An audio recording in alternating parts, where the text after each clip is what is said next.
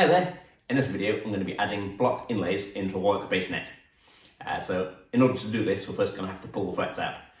So there's going to be quite a bit of refret content on this video also, but the primary focus is on the inlays. So I'm going to talk about the basic procedure of how I do this and take you through all the steps. So let's get started now. So here's the base we're going to be working on today. This is a Warwick Corvette from 2003. It's one of the German ones and it's seen better days really. It's got quite a few big dents in it and stuff, but it's going to be refinished anyway, but I'm not doing the refinish work, I'm just going to do the inlay work on this one. So the first job is going to be to take these frets out, because you can see these frets are actually fine, they're in good condition and everything, but they're not going to be able to be inlaid in between these, they're going to be in the way. So the first thing we're going to do is get these out of the way, then we'll clean up the fretboard a bit and then we can start doing the inlay work. But before any of that, I've got to take the neck off.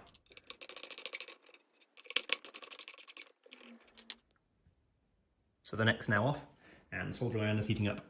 So the soldering iron is going to be used just to heat up the fret first, and this will melt any glue which may be holding the fret in place. So we'll give it about 30 seconds, maybe a bit longer on each fret, getting it nice and hot, and then I'll use the fret pullers. These aren't specific fret pullers, they're ones I've made.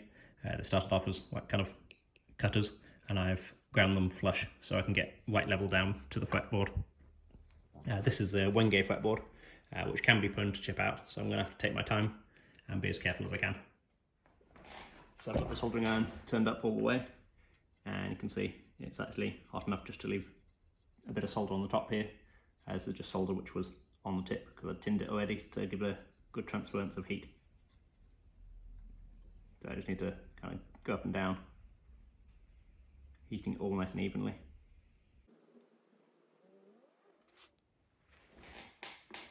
So now I can just get these under.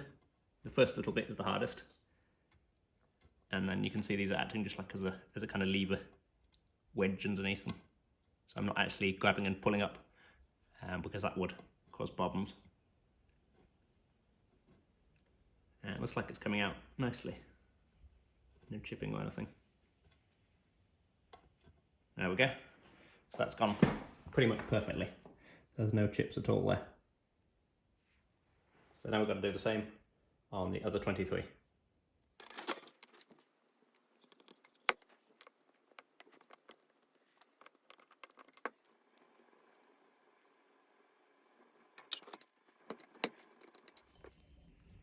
So you should be able to see the kind of glue bubbling up down here just at the bottom. You can see there's quite a lot there. Normally you don't get so much coming up, but you can see this actually smoking off into the air as well. So you can see I'm hardly having to do any work at all getting these out. Spending longer heating them up than I am pulling them, so I'm just kind of wiggling it under and it's just the whole thing's popping out. So that's all of the frets out now. They've all come out nicely. There's a few little spots where the glue, which was used to glue them in originally, has oozed out, kind of at the edges as it was heated up. You can see a bit there. So that'll need some sanding, and you can see it's also very dirty anyway. So we'll give it a fine sanding, but there's no point really until we put the inlays in, because the whole thing will need sanding after the inlays go in. So that's what we're going to go on to now. We're going to go on to the inlays. So now I've actually drawn in my inlays, the sizes of them, and I've taken a note of what they should be. So these are about 9.5mm from the edge all the way along. So we've got a nice even kind of border, and I've made the inlays themselves about 50% the size of the fret itself. So in width it takes up exactly half the fret, so you've got an even gap on either side after that. So at the end on the 24th, it's just about 6mm wide the block is. So that little dot there and that dot there, that's going to be the width of the inlay there. So by keeping that kind of fixed percentage of 50%, it makes it look nice and even all the way up. So I'm sure there's any other ways you can do it, and it's up to you to decide on a shape and size of the blocks that you like. But for me this looks good, and it closely matches the other Warwicks out there. So that's what we're going to go for. So next I'm going to cut the material itself. So I've got an enormous sheet of celluloid pearloid here, and I've just cut a small section off it, because this is way too much, we're not going to need that much.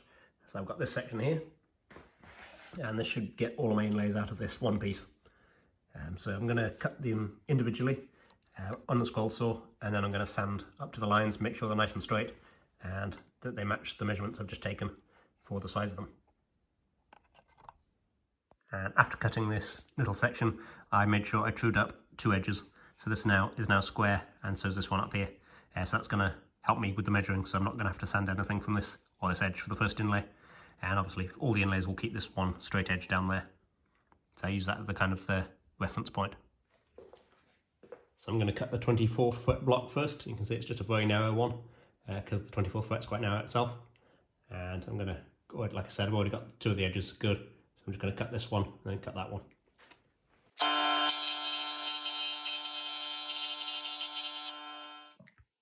So you can see I've actually cut a little bit away from the line. So I'm going to now sand up to that line there. And I'll also need to cut in the width as well. And after a bit of sanding, here's our first inlay block. This is the 24th fret, so it'll look something like that when it's in. So it's important to keep all these lines that you cut completely straight. So these have all been sanded with 80 grit on a long aluminium beam. And it's important to keep everything straight because if you get any wavy lines, you won't be able to copy them into the fretboard when you start to inlay it. So you'll end up with gaps then. So it's important everything's straight, and that makes your job a lot easier. So important to keep checking as well, they're all the same size. You don't want it to go off small at the bottom or anything, or have any kind of taper to it.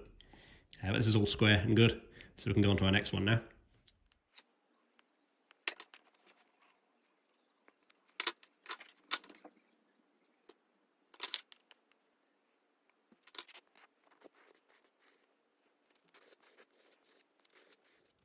And there we go. Each block is now cut. I haven't inlaid them yet, and some of them look a little bit rough because they've still got a protective plastic covering on top of them. So it makes it, you can see that frayed edges around some of them, like this one, number 5 there. But that's going to be taken off in a minute. I've actually written a number on each one as well, just in case they get muddled up as well.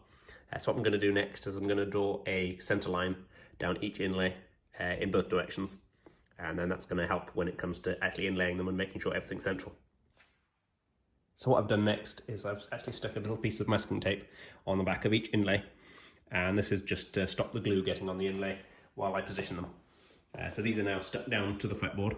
I didn't use anything to protect the fretboard underneath because that bit's going to be cut out anyway when we inlay it. So it's got a piece of masking tape on the back of the inlay so it can be easily removed as well. But I've done that, stuck those to the back, and then I've stuck these to the fretboard, and I've taken great care in making sure these are all in the exact right place. If you're even off by a tiny bit, it can be quite obvious. So I've checked with the calipers across each straight line, so from the fret up to the edge here, for example, and then I've measured from the side here on each individual inlay. And then I've also, as they're all in a group, you can put your straight edge down there as well and see what that looks like. If you'd see any gaps in between one of them, you'd know one was sitting in the wrong place. But these are all good. So we're actually now ready to inlay these into the fretboard. And the first step will be scribing a line around them with a scalpel. That's what we're going to do first. We can just leave all of these in place for now. And I'm going to scribe around every one and then take the inlays off and cut the actual recess.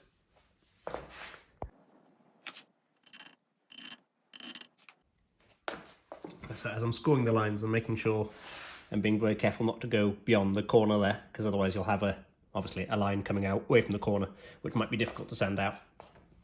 So whenever I get to the corner, I just stop and just fill in that bit a bit later. This Wenge can be a bit difficult because it's got such coarse grain. The blade can actually follow in the grain lines, so you have to be careful of that too.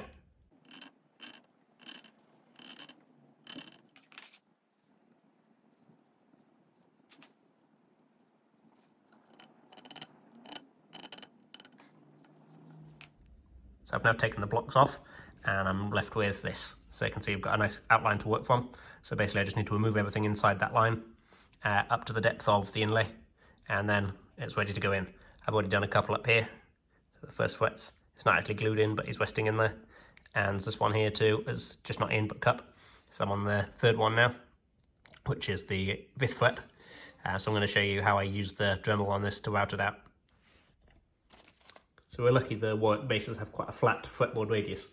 This makes things a little bit easier, but still I like to route on a flat surface rather than the radius surface. So what I actually do is I stick a couple of pieces of veneer either side of the neck.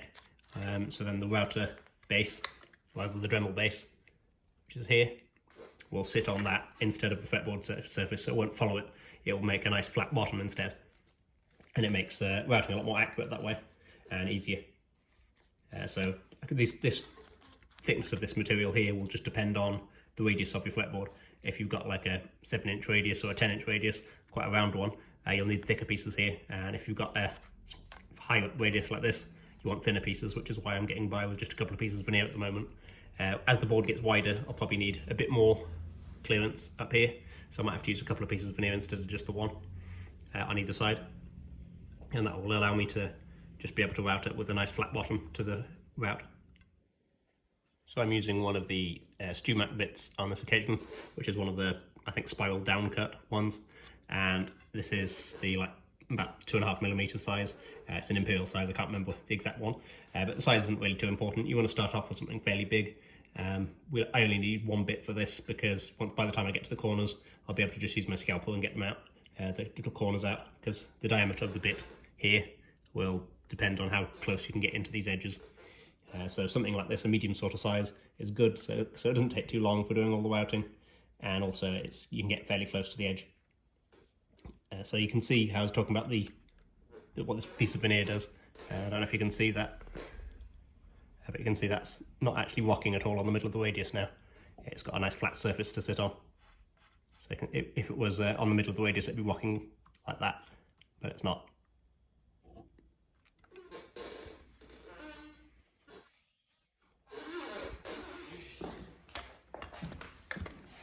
So for the depth of cut, I've just got it set to about 1.3, 1.4mm, something like that. We don't want to go any more than 1.5 because that's what the inlay is itself. So if we went under 1.5, the inlay would then be below the surface, and we don't want that, obviously.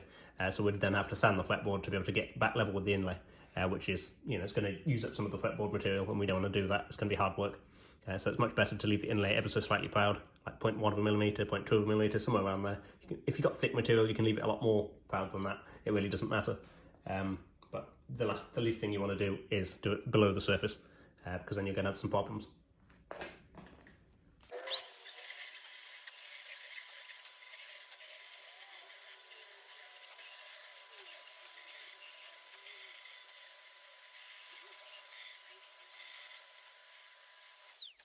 So here's what it looks like after the routing with the Dremel's been done. You can see the corners don't quite got to because of the diameter of the bit. I could have got a bit closer with this one a bit, but the other ones have got kind of chipped away with it, which is good. They've just, because it's already been scored, they've just fallen away from that line, which is good. But I'm going to go around the edge of this now and tidy it up with the scalpel, and obviously get this corner here and anywhere else where I can see that there's going to be like an area preventing the block going in evenly. You can see it a bit there as well. So I'm just going to go around and tidy it up, and then we're going to see how well it fits. So here's that 5th fret inlay we were just working on, and you can see it just catches my finger as I run it over it, and it's even all the way along. It doesn't get deeper or shallow, so it's a nice flat bottom thanks to those edging pieces we were using. And you'll also notice there's no gaps at all around the edge, which is really nice. That's obviously the ultimate goal, is to have no gaps around the edge, so you don't have to fill anything. But if you do have gaps, I'm going to talk about how to fill them a bit later on when we come to glue the inlays in. So chisels also come in handy for clearing the bits up. So you can see I can get down into there and kind of rest the chisel along the wall of the cavity. And then I'm kind of cutting below because there's a bit left over. I don't know if you can see that, just down at the bottom there. There's a bit of a lump left over where the rest's broken away with the routing, but it's left that behind. So I can go along with the chisel like this. It's on this side too. And then this is also good for getting into the corners, you can see.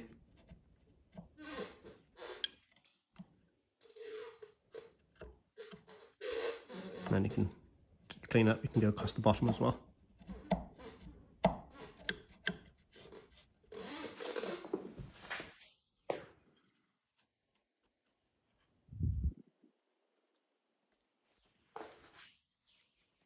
And of course you can go straight down too, like that.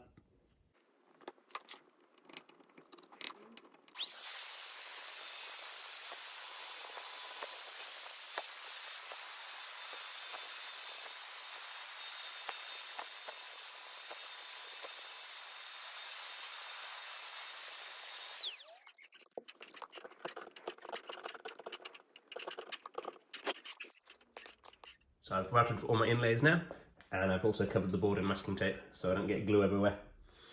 So I'm going to glue these with epoxy, and that is, in my opinion, the best glue to use.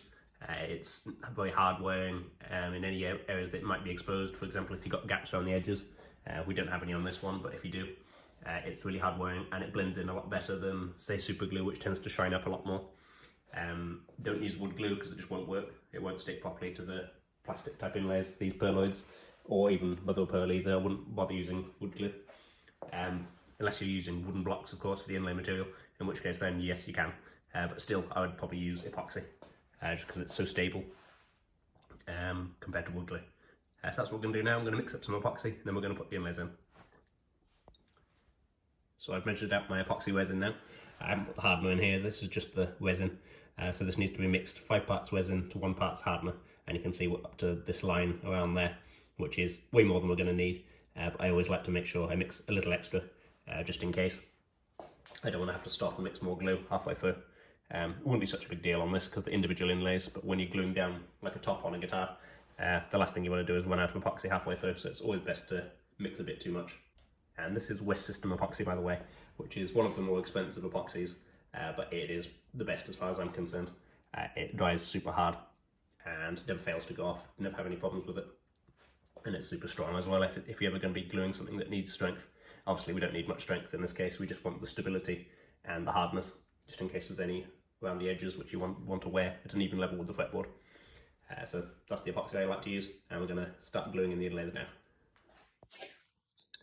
So I've now added the hardener, and whichever epoxy you do use, always make sure you mix it for a really long time, like what feels like a long time, probably about 60 seconds, something like that. And you want to make sure that it's thoroughly mixed, otherwise you can have problems with it not going off.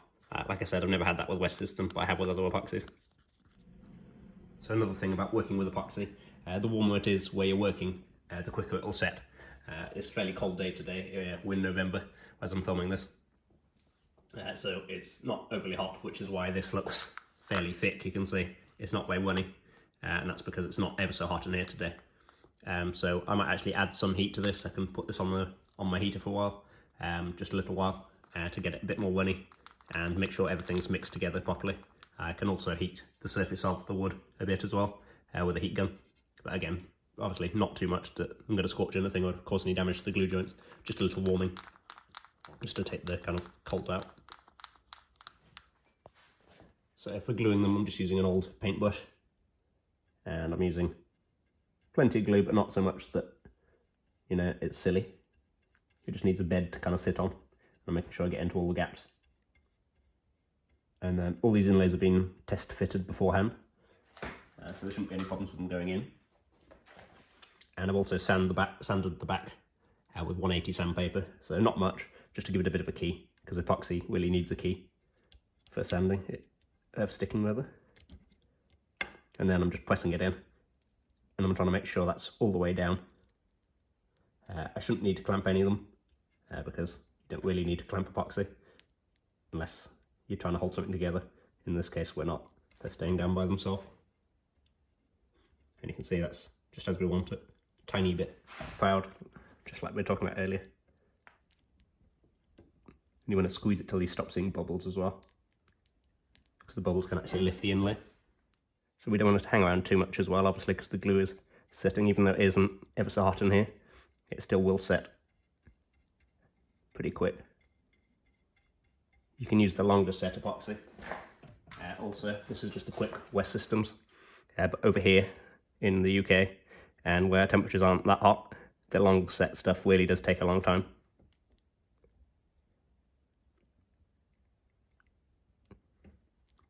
So I always use the fast. So they're all in now, and I've got them done in time. The glue didn't start setting or anything like that.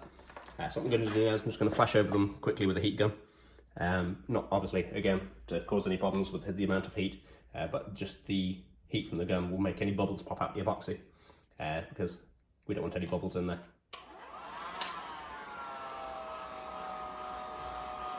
You can actually see them rise up.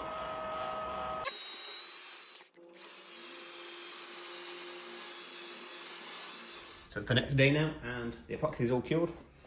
So the inlays are a little bit proud, as we talked about, so they need taking down now. I find the easiest way of doing this is actually with a file, a fairly coarse one like this, and then I'm just going to skate that along the top of the fretboard. This seems like it might damage the fretboard, but it actually will cut into the inlays at a much more aggressive rate than it will ever cut into the wood. And also, obviously, the inlays are raised as well, so it can't even get to the wood at the moment. So I'm just going to take it slow with this file, and then after that, after I've got close, I can move on to sanding.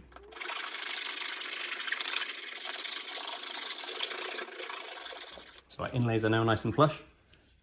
Easy way of telling is just running your finger across it. You should feel any lumps or bumps or any lips around the edges. But this is all smooth now, and it's going to get even smoother now because we're going to sand them.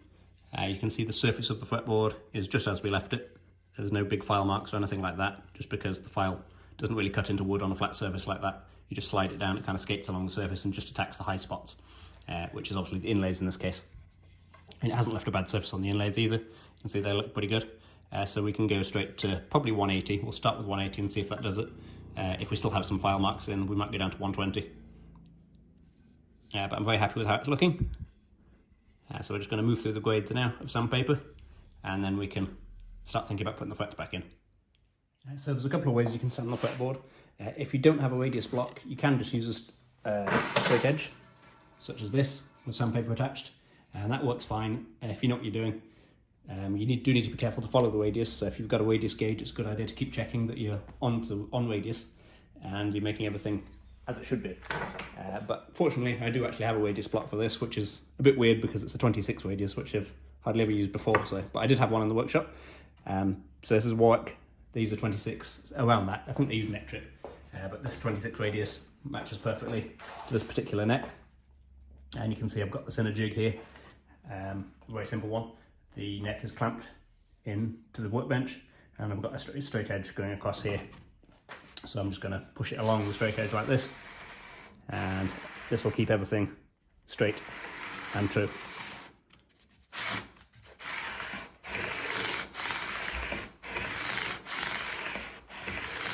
It's important you make sure the fretboard is straight before you do this, so just the truss rod, so there's no relief in the neck, and so you've just got a nice flat surface to start with. So that's the 180 done, and it got all the marks off the inlays with the 180, so we don't need to go any coarser. And the fretboard's looking really nice. There's no marks on that or anything. It's nice and clean now as well. So we can go straight now to 240, and then we're going to do 320, 400, 600, and that should be about it. You can finish off with steel wool if you want to. The problem is if you do have any gaps around your inlays, the steel wool will likely pull out to the filler from around the inlays. We'll be okay on this one, but if you've done something similar yourself, and you've got gaps on the inlays, steel will generally pull out the filler if you're not very careful anyway.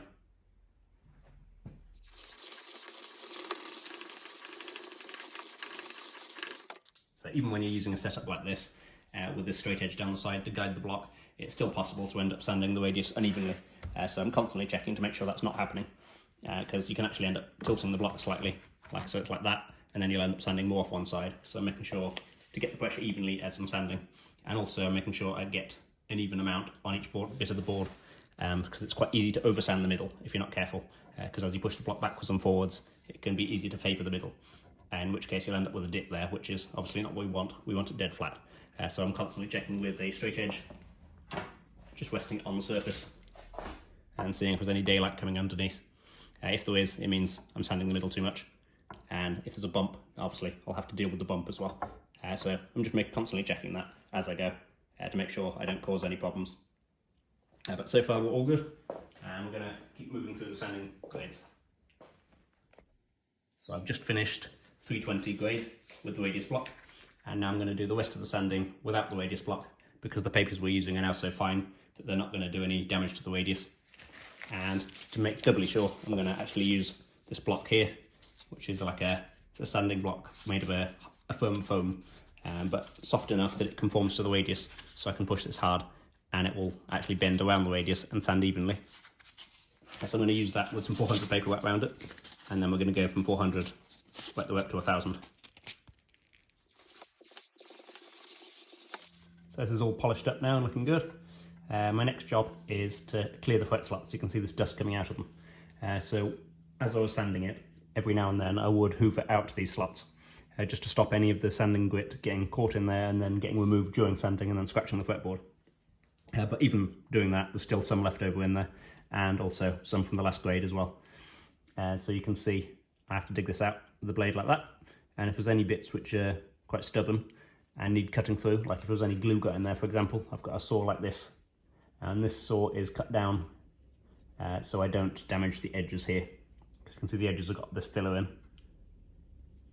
and this filler is basically like a bound fretboard at that point, because the work used this filler on the edge of the necks, and so you can't see the tangs. So we're going to do the same thing when we refret it, so we don't have to cut through this and then refill it again. So it's easier just to use this, and then this will cut through the slots if we need to at any point. So it just goes along in there. This one is still foot first sawdust at the moment, but we'll show you on this one. It might move up and down on this one. Yeah, so it's just like that. And I'm being very careful not to go too far that way, because I'll cut through the bit I just talked about, or too far the other way obviously as well.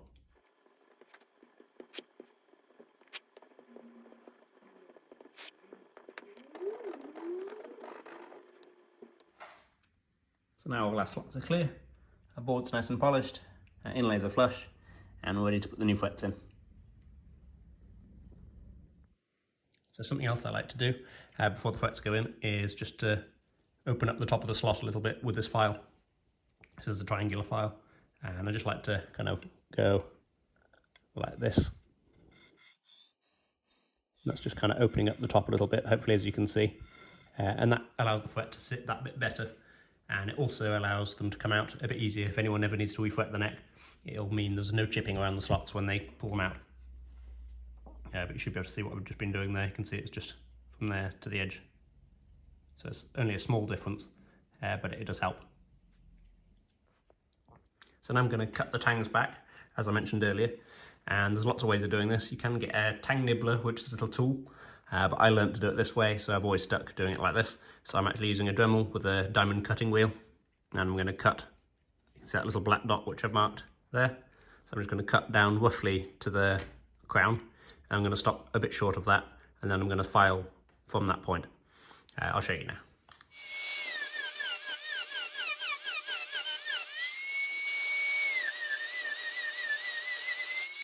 So now I've got to that point there, I'm going to finish it off by hand with a file, and this shouldn't take long. So we end up with something like that. You can see there's no trace of the tang left, so there's no bumps which might stop it seating properly.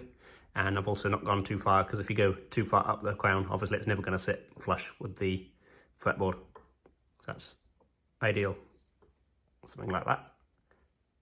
So the whole process of inserting a fret goes like this. So I've got this one here, and it's obviously much too long, so I'm going to mark it where I want it to be cut. I'm going to go quite close in, so I don't have too much to file off. Now I'll cut that.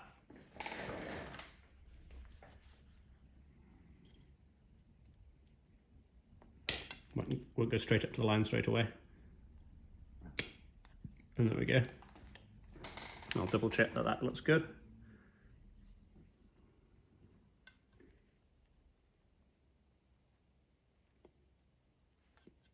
Yeah, and that's about right. So now I need to decide how far to cut the tang back. I like to go as close as possible to the edge so we don't have any problems with it not gripping properly. So I'm going to mark it just there. I'll transfer that over to the side now. So basically the second barb in. And then I'll go and take it to the vise and do the process of cutting the tang back.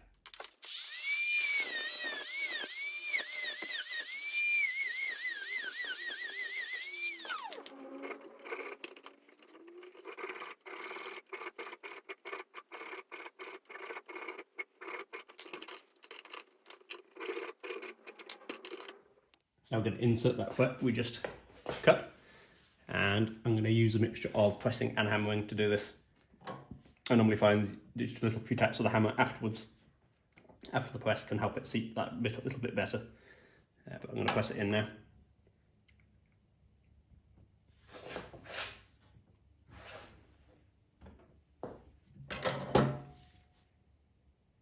That's seated okay, it needs to go down a bit more.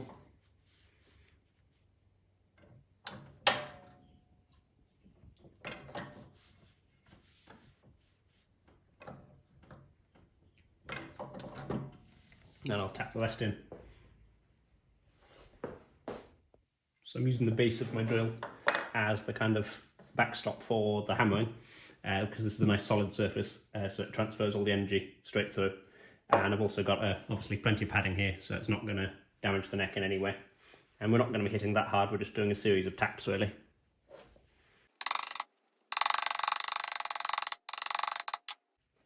And you can see that's now nicely seated. No gaps underneath. And tight at both ends.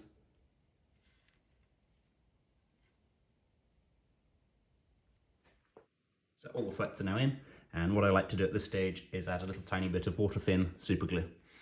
So I've got a pipette on the end here, and this is going to allow me to get a very accurate line of glue down the ends of the frets here, down just underneath, and the glue will flow in there and go inside the slot where the tang is, and that will fill any tiny microscopic gaps in there and keep everything solid over time. I didn't add any glue as I was inserting the frets just because it can actually set before you get the frets in, and it's a bit of a pain then. So I'm just going to use it after like this, and I'm just going to use a very tiny amount, something like this. And then just leave that to set. Some people will try and wipe the excess off, and that can work out sometimes, but what I actually find is it can force the glue into the grain and make it more difficult to remove. So what I'll do is I'll just leave that to dry naturally, and then I'll just scrape it off, and it comes off very easily. It's been a couple of minutes now, and I can now scrape off what's left. And as you can see, it comes off very easily, and it doesn't leave any scratches either because I'm hardly digging it at all. I'm just sliding over the surface, and it easily scrapes it off. And now I'm just going to be filing the frets flush to the edge of the neck. I'm just using an ordinary medium file. This is the second cut, and I'm going to be just gliding it down here. I put some masking tape down to protect the finish here, but it's not so much of a problem with files because they don't cut into the wood so much as on a flat surface like this, compared to the metal, which will be sticking up.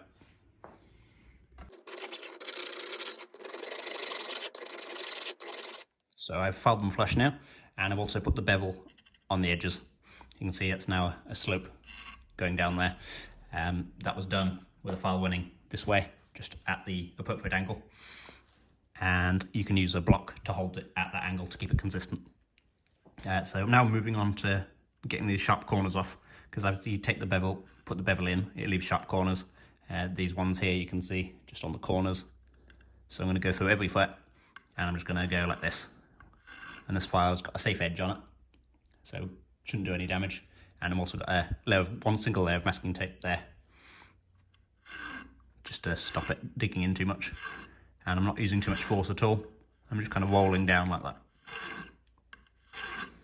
And then eventually we end up with something like that, where you can see it's more of a rounded sort of end, and that doesn't catch at all. It's nice and smooth. After the filing's done, we can then, when we do the level and crowning, we'll polish the ends as well. So I've now leveled, crowned and polished these frets. I haven't filmed that process just because this video is already fairly long, and the purpose of it was to focus on these inlays and the refret. But there will be another video at some point where I focus on the level, crowning and polishing. But I'm very happy with how this neck's come out. The inlays look super sharp and really suit the neck, set it off nicely. And the frets are nice and shiny, and they're really well seated, as you hopefully can tell. There's no gaps at all under there, not even a thousandth of an inch, so that's perfect. And you can see the fret ends are nice and rounded and comfortable as well now, so they're not going to be catching anyone's hand. So that's it for this neck now. That's all for this one. Thank you very much for watching. I hope the video has been useful if you're thinking about doing something like this yourself. And if you've enjoyed it, please don't forget to leave me a like. And if you'd like to see more content like this, don't forget to subscribe. Thanks again for watching, and I'll see you on the next one.